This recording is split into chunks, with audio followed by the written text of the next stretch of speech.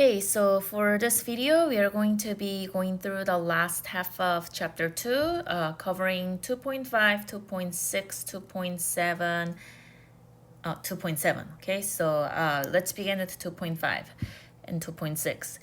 We have a few terms to define. A blank, measure of center.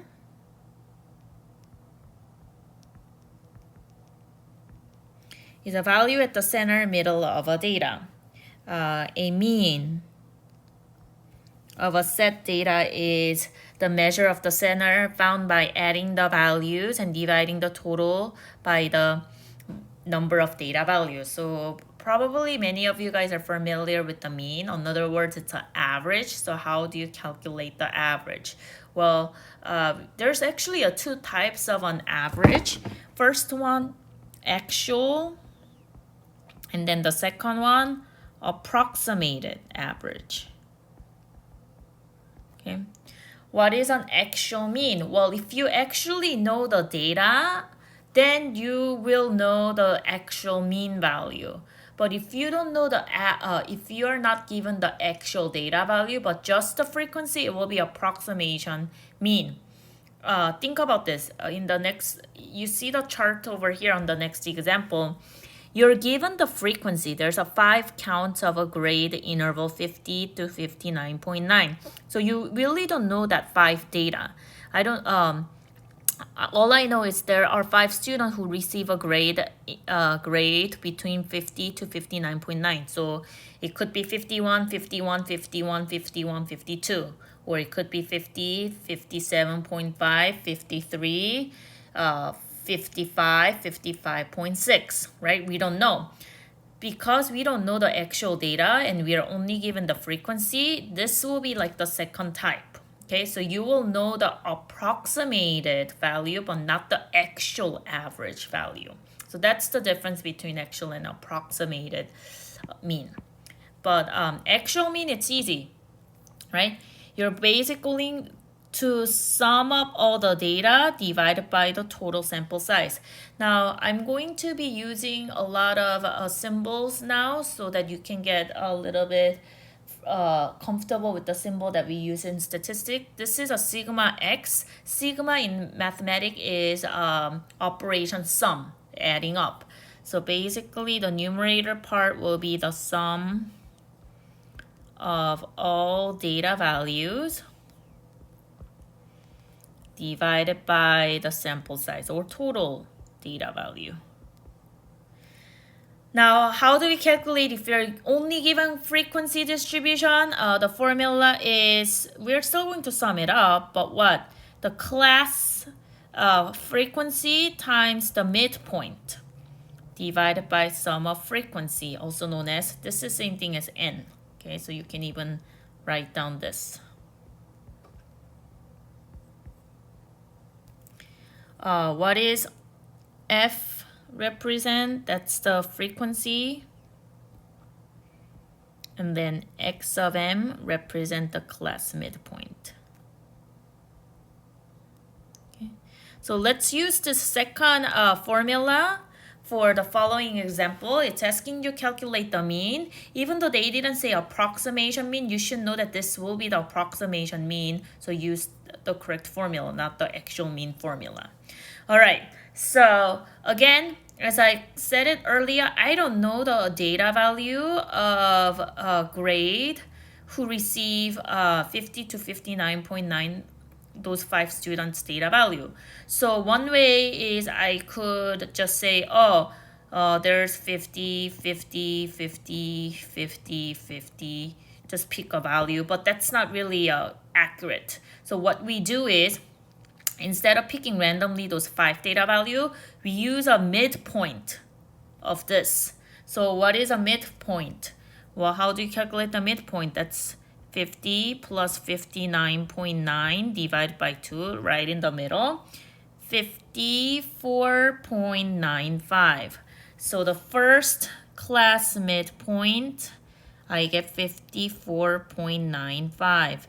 Now you do that for the next one, 60 plus 69.9 divided by 2. And then we have a 64.95. 70 plus 79.9 divided by 2, which give you 74.95. Next one, 80 plus 89.9 divided by 2, 84.95. And last one, 90 plus 99.9 divided by 2, 94.95. So once you find a class midpoint, the formula states that I need to sum up frequency times class midpoint. So what does that mean? X bar. Oh, by the way, I use X bar. In statistic, the mean symbol is X with the bar. Okay, so X with the bar. So whenever you see a X bar, that means calculate the mean. So frequency times class midpoint. Okay, well, in this first class, I have a 5 frequency, 5 data value. So you're going to have a 5 times 54.95. This is the concept of, remember I picked the number 50, 50, 50, 50, 55 times, but that's really not accurate because there could be a person who received like 58. So rather than just picking a number, we'll just say, oh, those 5 data values are the middle values. And then we'll just count it as a 54.95, 54.95, 54.955 data rather than picking up and down randomly. So that's that concept. Next one, there's a 8 data value. We don't know the actual 8 data values that falls between 60, 69.9. So I'll just make a safe guess that there's a score of 64.95 8 times. So you can kind of follow that part. Next one, 13 counts of score 74.95. And then we have a 10 counts of score 84.95. And then 4 counts of 94.95. And then divided by the total, which add up to 40. 5 plus 8 plus 13 plus 10 plus 4 is a 40. So that give you, so pull out the calculator, enter that. I got the average statistics score is a 74.95. Again, this is the approximated mean value. Approximated average value. Okay, so that's mean. The next one is called median. You also heard of median before. We in fact did that. Another word for median is the 50th percentile, middle value, or Q2, right? This is the middle value of the data when the original data value are arranged in order of increasing magnitude. The next one is called mode, mean median mode. Pretty familiar with this term. The mode of a data set is the value that occurs with the greatest frequency. So you look at the data and then you look for the highest occurrence of the data, and then that's the mode. You could have a bimodal, multimodal, or no mode. Okay, what is bimodal? When 2 data sets occur with the same greatest frequency. Let's say you have 22, 22, 23, 24, 25, and 25 on the data set. You can see that 22 occur twice with the greatest number, and then 25 occur again twice. In this case, you have 2 modes, which can happen. So you have a bimodal, and then those are 22 and then 25. When more than 2 data values occur with the same frequency, you have a multimodal. Okay, you could have 3, you could have 4. Also, if there's no data value repeated, then you have no mode. Let's say you just have 22, 23, 24, 25, 26. They occur all same number times once. Then in this case, you have no mode. Range is max data value minus mean data value. So range talks about, oh, how much is the data value spread out, the distance. you can see that it's very sensitive to an extreme value. Let's say you have a one data really, really high, then your range value can change dramatically. Next one is called mid-range. You have like a quartile and then inner quartile range. Same thing, mid-range of a data is the measure of a center that is value midway between max and min value of the original data set. Mid-range is maximum data value plus minimum data value divided by 2, middle position. Okay, so those are some of the terms involving the measure of center. Now let's talk about the distribution, types of a distribution. I talked about the types of distribution on the part 1 of chapter 2 when we were constructing the box plot. Remember this part over here? I said the data are more spread out here, and then data are less spread out above or lower 50%. So there's 3 types of a data. Now let's say your data value 50% and 50% represent equally. There's 10 data value with the 50% and 10 data value 50% with the equal distance. Then you're gonna have a distribution called like a normal. This much data, and then the other half, this represent the 50% because you see the median here. If it's evenly distributed, then we call it normal distribution. Okay. Throughout this course, there will be a reference to a normal distribution. A normal distribution is one that is bell-shaped, so we call this also bell-shaped. The frequency starts low, then increase to some max frequency, decrease to the lowest frequency. So that means you have perfect symmetrical. Half data represent 50, half data represent another 50. But not all data are perfectly normal. As you saw on the IQ score, you saw that lower 50 is a less spread out here. The range was 11.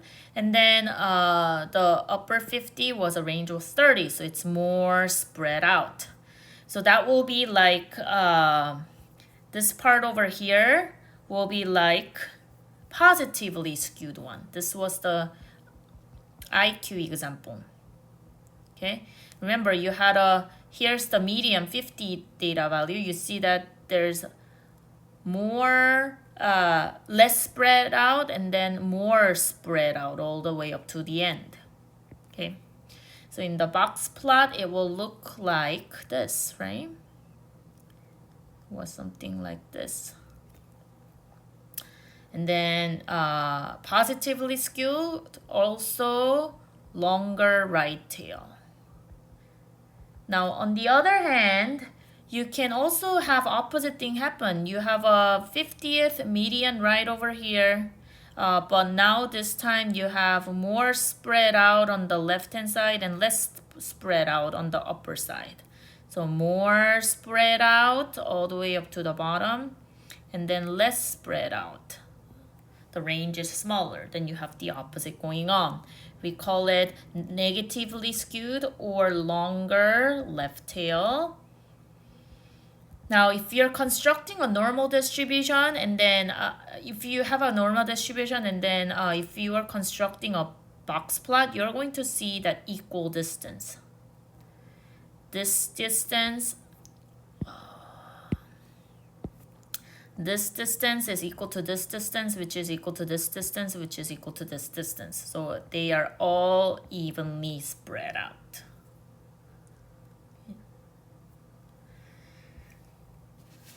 What other ways beside the curve graph can we know about the shape or distribution of the spread of the data? One way to measure the spread of the data is using the standard deviation.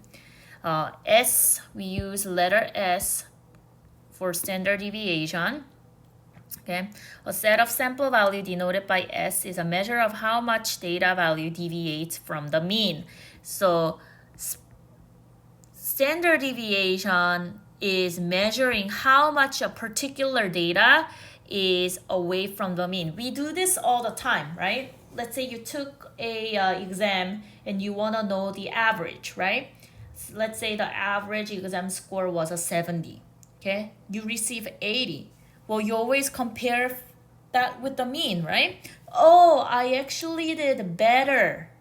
I did higher, that I receive a higher score than the class mean. Or let's say you got 60%, then oh, I did lower than the class average. So that's the concept of standard deviation. You want to compare the value, the data value, with the average value. To calculate the standard deviation, square root of sum of x minus x bar squared divided by n sample size minus 1. I know the formula is messy, but basically here's x represent the individual data value.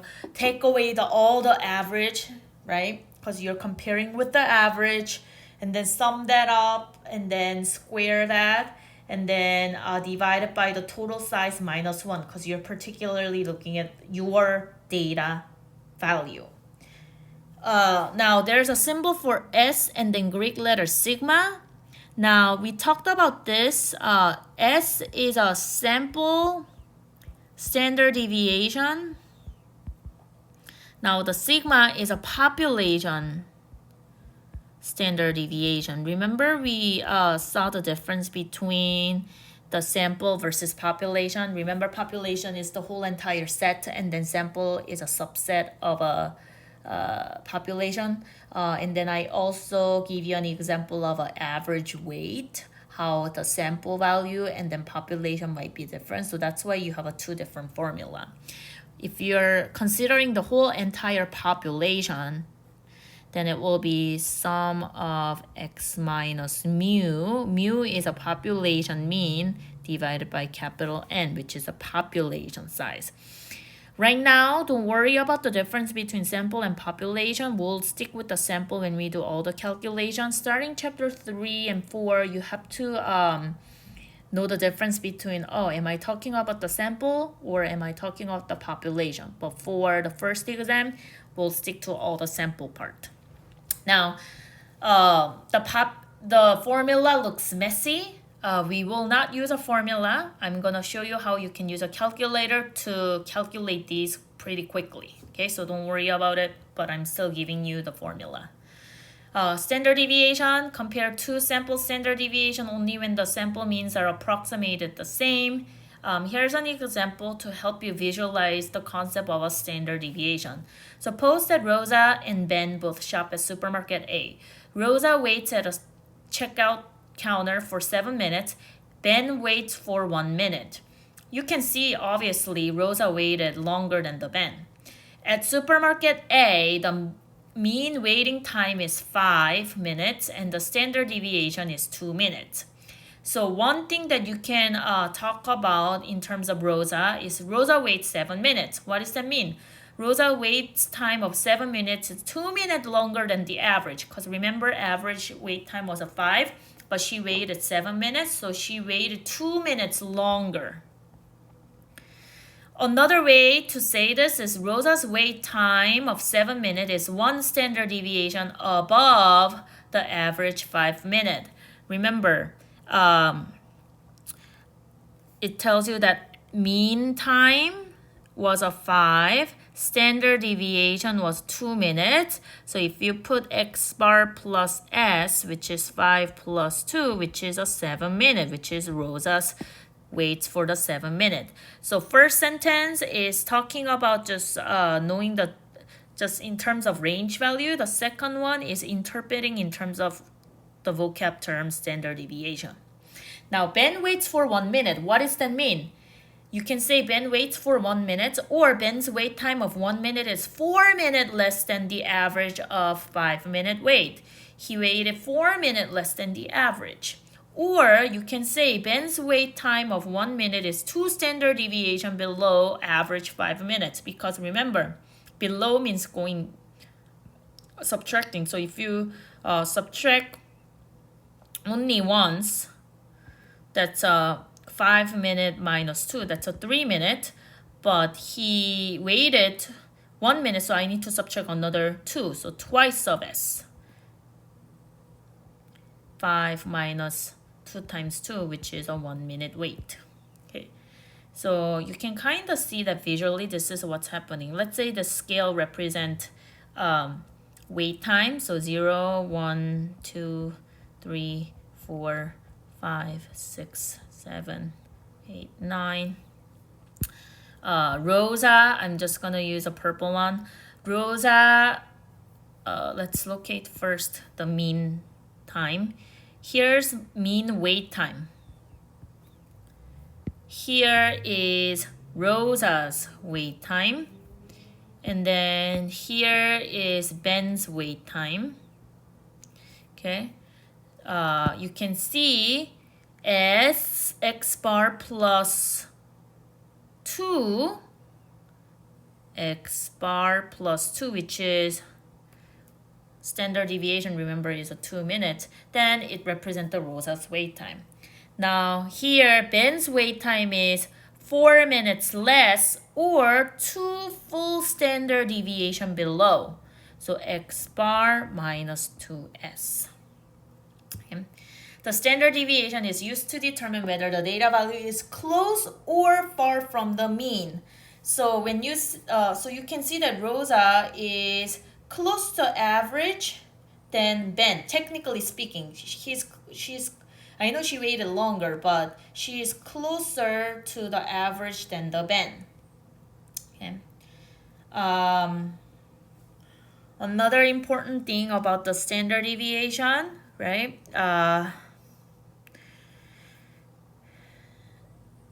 Is always measurement from the mean. Okay, so don't forget that standard deviation deals with comparing with the mean value. Empirical rule for the data. This only works for the bell-shaped perfectly normal distribution. Here is our average x bar. I'm gonna zoom in a little bit. The mean, remember, mean median mode is right in the middle on the bell-shaped curve. Now, just like that one that I did, I start calculating the S and then start kind of spreading the data. Let's say I am adding some S value, 1 standard deviation, adding some 2 standard deviation and 3 standard deviation. And then I subtract 1 standard deviation, 2 standard deviation value, and then 3 standard deviation. Well, anything that falls between the 1 standard deviation in the normal distribution represent the 68%. Okay, so 68% represent 1 standard deviation. Now let's look at 2 full standard deviation below and above. You see that I'm grabbing more data, so it should represent more data value, and that number is 95%. And then lastly, the 3 standard deviation represent almost all the data, 99.8%. Okay. Note, data value within 2 standard deviation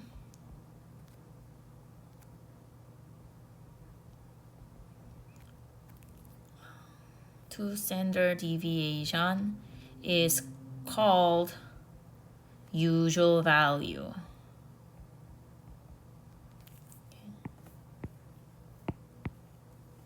So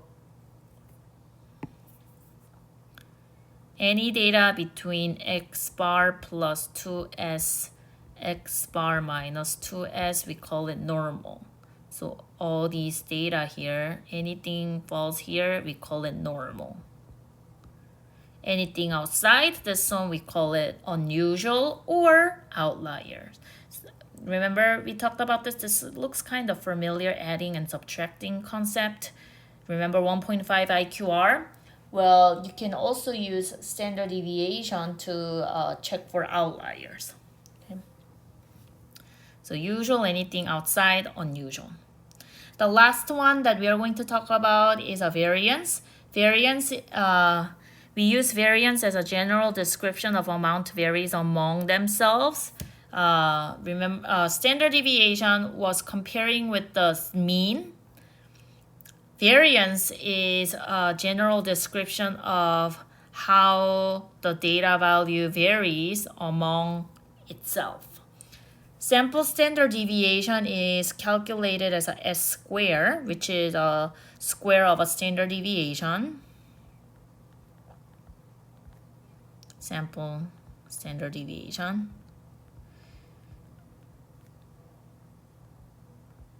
And then population variance, that's a sigma square. That is a square of a population standard deviation.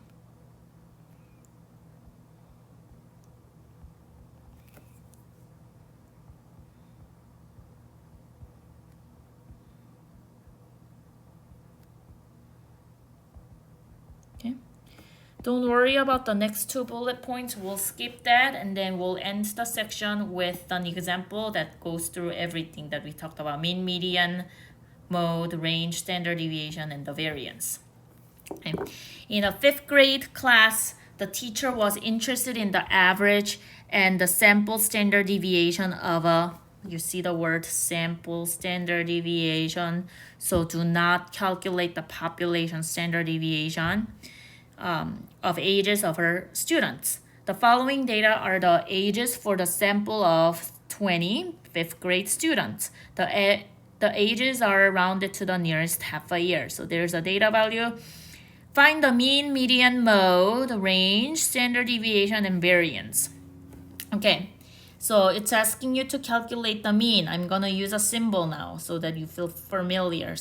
That's a mean, median, mode, range, standard deviation. That's a S because it's a sample standard deviation, and because it's a sample, we'll do the sample variance.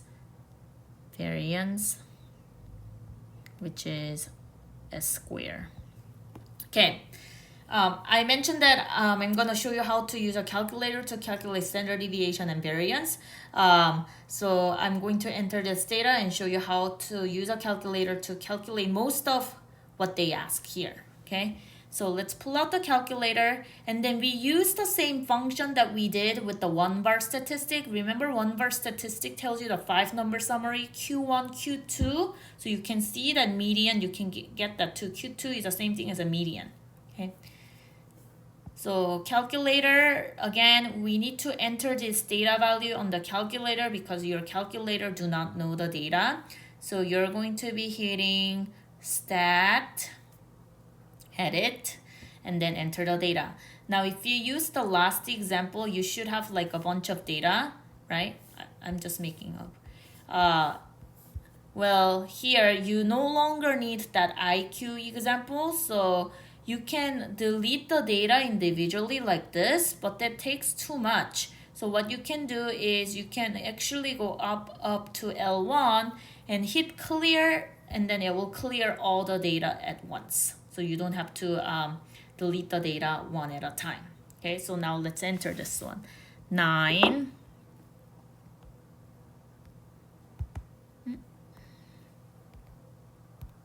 Okay, 9. 9.5, 9.5, 10, 10, 10, 10, 10.5, 10.5, 10.5, 10.5. 1, 2, 3, 4. There's 4 data of 10.5. Oh, yep. And then how many? 11. 1, 2, 3, 4, 5, 6.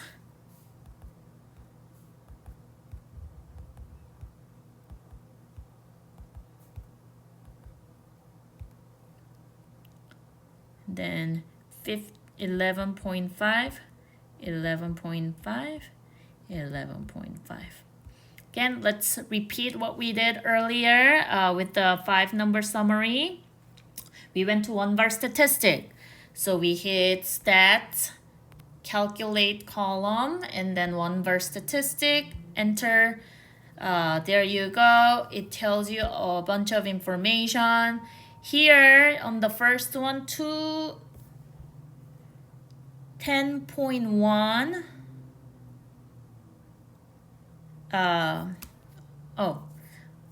Go all the way to the top. You see the X bar. There's that symbol, X bar. That's a 10.525. So that's your average. So you don't have to actually add all these and divide by 20. One verse statistic also tells you the mean. So that was a 10.525. Let's also go through one verse statistic to see what we know.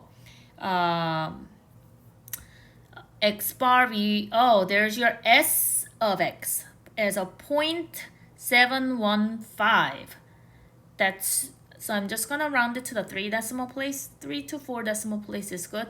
That's your standard deviation. And then bottom sigma X as a 0.6977. That's your population standard deviation. But remember, the problem is for sample standard deviation, so I'm gonna take S, not the sigma. So that's a 0.716.